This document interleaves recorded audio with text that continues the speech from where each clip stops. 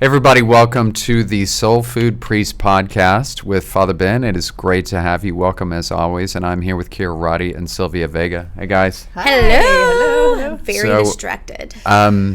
If you're wondering what this is in front of us, this is what they call a galette de roi, a.k.a. a king cake from France. But it's really interesting because pastry chefs, I may have told you guys this, they don't actually call it a galette de roi. So they call it a pithivier. And this is really cool because the north of Paris in France, there's a little bitty town called Pithiviers, spelled Pithiers, Pithiviers. And so this is, so if you see something like this, if you like look at it online, for instance, the galette de roi and the pithivier look very, very similar because they're basically the same thing. So we made a lot of these recently. We made 201 of those. These in total, we talked about Father Ben making 650, you said? But of these, you 200. said 201. Yeah. Because you said make one more of each. Yeah. So it's 201. So that's why we have the crown on it, and because it is the king cake. Woo! And so, okay, so give it a go, guys. Give it a taste. So I can't eat it because I've been so looking at this forever. We're not going to use a knife. No. I think it is so good that it deserves that we go Just above rip. that. Just rip. What we do? Oh. Just go in. You know what I would do? Listen. What? You just shove it in your mouth? So take the whole thing. I just moved the mic away from me to Take the whole thing and tear the whole thing in half. Oh my gosh. Okay. Oh, look, it's so No, wait, what if we do That this? doesn't quite work. 1, 2, 3, go. What am I doing? Go. Just bite it. Bite it. Oh, we're we're biting it? Oh, okay, we're going to do good stuff. Yeah, okay, so now what you got to do you want me to do it for you? It's breaking. Okay. It's so crunchy. Can you Okay. taste that? Mm-hmm. Okay. It's nothing but butter and... Okay. There. We just like to have fun. How'd you do We that? really don't eat that way.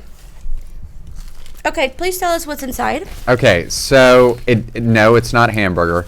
So this is, it has frangipan inside and streusel. Streusel they would not normally put inside.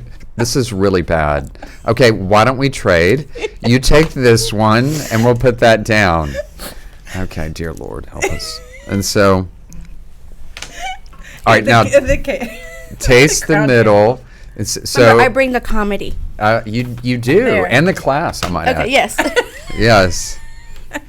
Yeah, Okay. give it a go. Okay.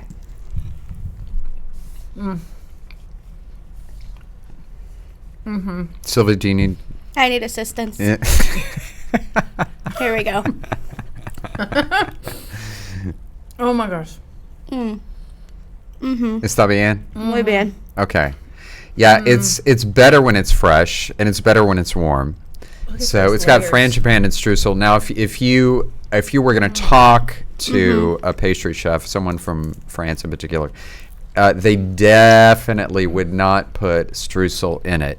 Okay, that's the American take on it. So it's Oh, okay. streusel is 3 ingredients. It's butter, flour, and sugar. But then you add quite a bit of cinnamon in there too, because you guys taste the cinnamon, yeah? Yeah. Did you put nutmeg in yours? No. No? There's Okay. a cinnamon, probably. Yeah.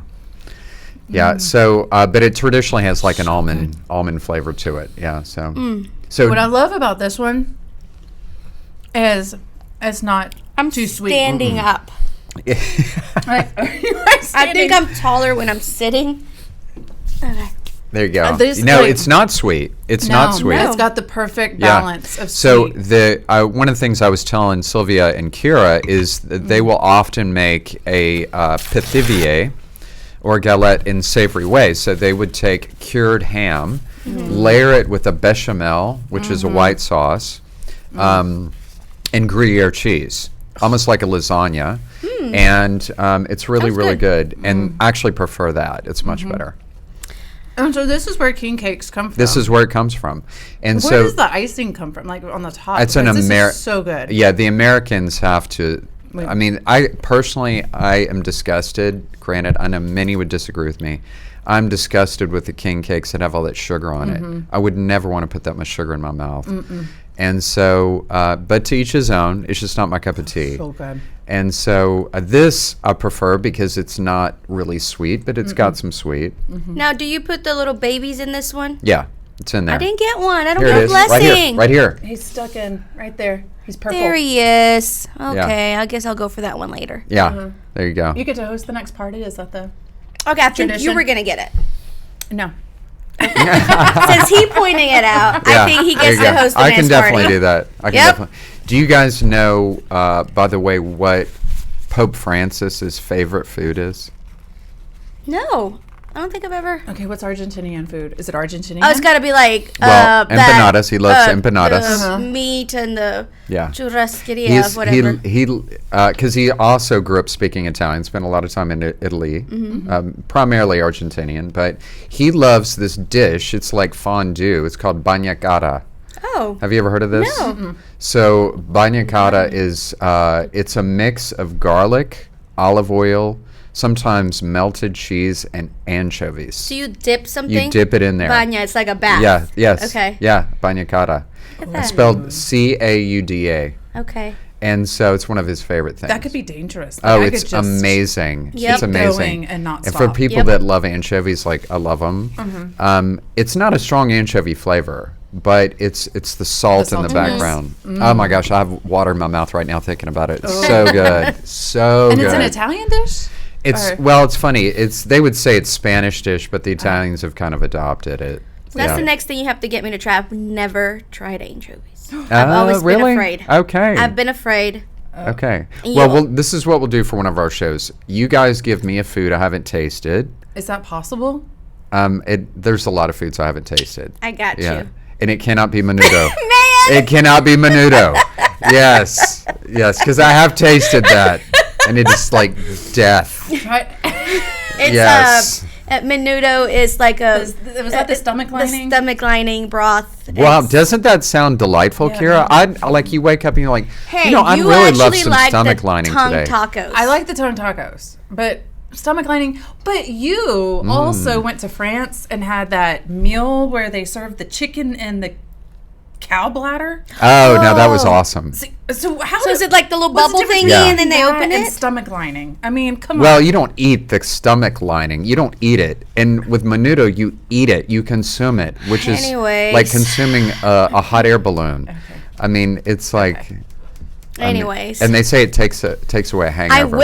I will So, Ugh. get you to like it. so The menudo does. that Before menudo. you So pass, of course, Sylvia knows it all is about it. my that you're gonna Yeah. taste one and you're like, you know what? I was wrong. Yeah. don't Well, know if if you she got made that. it, I might actually enjoy it. Maybe my mom. I don't.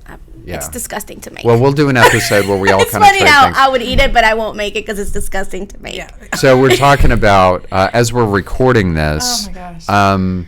We pray for our Holy Father True. Pope Francis Yes, because yes. he is.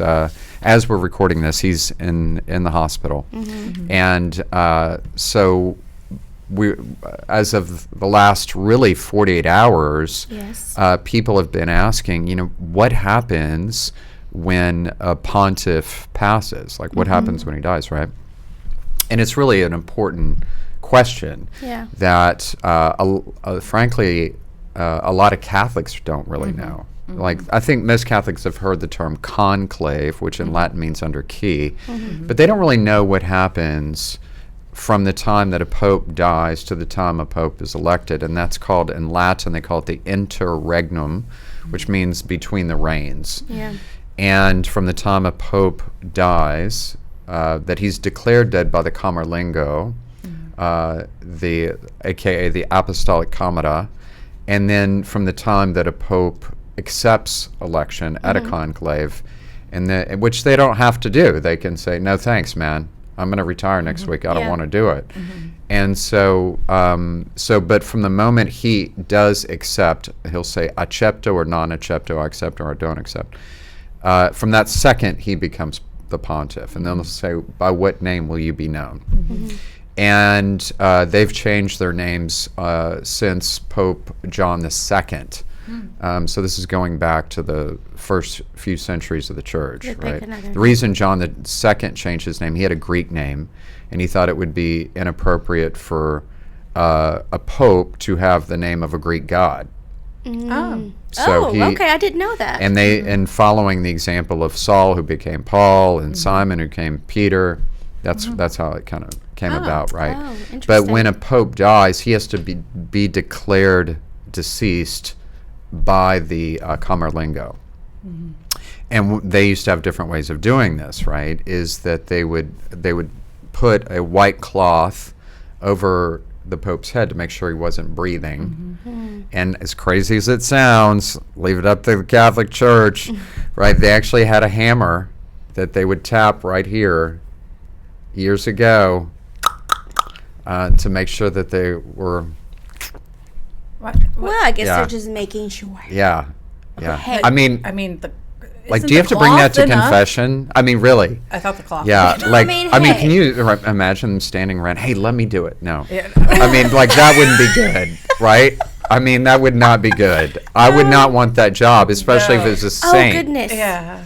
Just saying. Oh, So, that- so they would. It's interesting. Then what they do is they destroy the papal ring, what's called the fisherman's Oh. ring, Okay. and the seal, so that way there can be no duplications of documents, right? So in other words, nobody can say the Pope said this when he actually was deceased. Okay. And we've had some of those kind of things. So, so from that point, what they do is they go through a process of they have to bury the Pope within basically a week, and then they begin this process called the Novum Diales, or 9 days of mourning. In which case, for each one of those 9 days in Rome, one of the cardinals, we have circa 252 cardinals in the world, will celebrate Mass during the Novum Diales at one of the major churches, basilicas in Rome. Okay. Okay. So our former bishop, Cardinal J. Francis Stafford, for instance, celebrated one of those Masses when John Paul II passed in 2005. And so the Novum Diales, often priests or the clergy will wear all black, and they will cover all the churches around the world in black. It's kind of up to the local bishop to make that decision to some extent. So then what they do, Francis has said that he wants to be buried at St. Mary Major, Santa Maria Maggiore, and where the crib of Jesus is, beneath the high altar. And there are other popes that are buried there too. Okay. So so then they have before they put the Pope wherever he's going to be buried, sepulcro, they first, of course, it's an obvious point, they read his last will and testament, where there are specific things he wanted. And that's an important point, because usually his secretary will take care of that. There's Who do they read that to? Sorry. Yes, well, they don't always publish it. Okay. Now, John Paul had his published, Uh-huh. but some of them specifically put in there they want it burned, destroyed, right? And so, or they can do what John Paul said. He said, please destroy, and they published it. There you go. Catholic Church, I don't know what to tell you. So, Goodness. yeah. So, granted, he's a saint. Yeah. Okay. So, so then he would be buried in 3 caskets. There's 3 caskets. Okay. Although if I'm not mistaken, Francis said he only wanted 1, but traditionally there's 3 caskets representing the Trinity. One is, if I'm not mistaken, is cedar, zinc, and another kind I'm not thinking about. And then they have a tube, a long tube. It's about the length of this table, called the rogito, and they put into the rogito significant things about the pontificate. So, for instance, coins that were minted during the pontificate, specific things about this pontificate that were very important. Oh, okay. They seal it up, they have an official document that says that this pontiff is deceased. He was pope for however long. They put that in the rogito, and they put that in the coffin with him. Now, before that point, they allow time for the faithful to come forward and view the body, right? So you may remember in 2005 when John Paul passed, there was night and day. I mean, long lines. I would imagine we would see something similar with when our current pope passes. So they allow time for that. They bring the body inside, put the rogito in, seal it up, and then they keep it for the funeral. Now, they have a group called the Sediari who carry the body in during the papal funeral. And usually it is the dean of the College of Cardinals that leads what they call in Latin the Missa pro elegendo Romano Pontifice, the Mass for the election of the Roman Pontiff. And that's after the funeral. Okay, but that's usually the same cardinal that celebrates the funeral. Can I interrupt you there for a second? During the funeral, because I know it's the Pope, and it's got a, they've done a certain way for so many years. Does the family get a say on anything? Because, we help here with the funeral arrangements. Does that happen for a pope? Well, that's a good question. I mean, the fact of the matter is that, like, our current pope is 88. So most of their family's deceased. Okay. Right. And but they would take that into account, definitely. The secretary in particular, the papal secretary, would take that into account. And usually when they, right in front of St. Peter's Basilica where they would have it, they call that in Italian the sagrato. So they would seat all the dignitaries from world religions, Christian, non-Christian, the presidents, and then they would have the family there as well, right? And that includes like the Orthodox Church, the Jewish leaders, Muslim leaders. That they're all there, and so the family would definitely have a say. I guess when he was talking about that, it reminds me that when you guys do take your vows, you kind of let go of a life to follow Jesus, and I'm thinking to myself, well, they're going to have all these religious leaders. I'm sure the family is there, but how much are they apart? I guess I've never really paid attention to it, but it's good to know that the family's right there along. I was thinking, I remember JP2's, but I don't really remember Benedict's funeral. But his brothers are... Georg. Yeah, he still has a brother that's still alive. So I was thinking about that because I was like, I think he had a brother, but I don't remember his funeral, though. Benedict's funeral. But anyways, that's interesting. Side note. Yeah, and that was the first time that we had, it was the first time in many hundreds of years that a pontiff resigned. And it is worth pointing out that shortly after Francis was elected in March of 2013, he did put in file a letter of his resignation to be activated should he become incapacitated. Francis.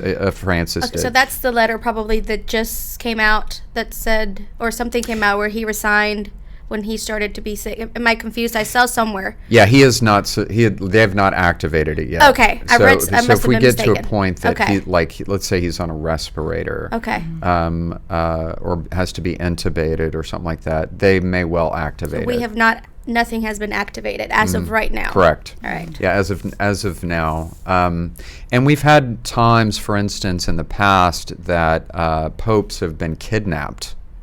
Yep. So, and Pope Pius VI was kidnapped by Napoleon Bonaparte, and so by Napoleon. By Napoleon, yeah, he was kidnapped. This is like movie stuff. Yeah, it is.